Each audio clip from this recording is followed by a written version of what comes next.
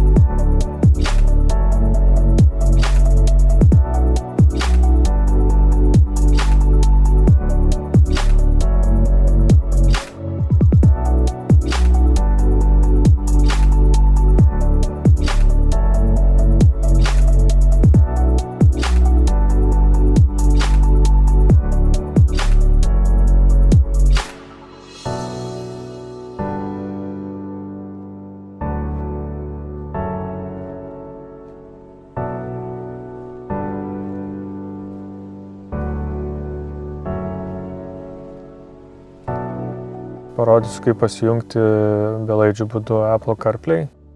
Einame į CarPlay meniu, susirandame CarPlay. Spaudžiame atsiradusio Bluetooth pavadinimo. Spaudžiame paruoti. Vaikščioti po programėlės, valdyti skambučius, naudoti Waze navigaciją. Vilnius Geležinio Vilko gatvė 137. Taip pat galima balsu įvesti adresą, į kurį norite vykti per Waze.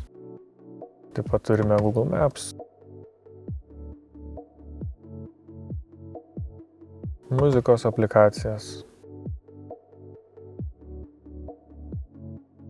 Galime pasikeisti išvaizdą. Standartinės CarPlay funkcijos. Tai kaip minėjau, viskas yra integruota su originalia sistema.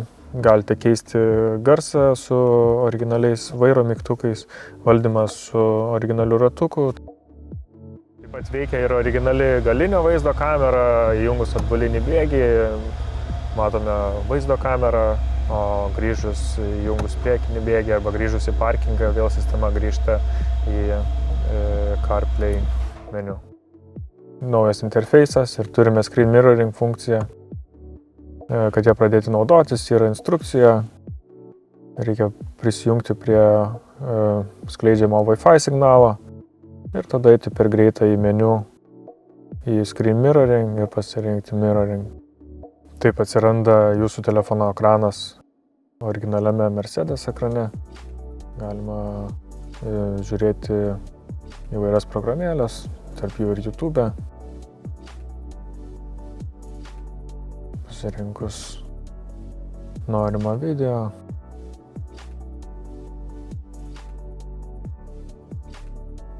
Taip pat galima pasileisti per visą ekraną, atsisukti.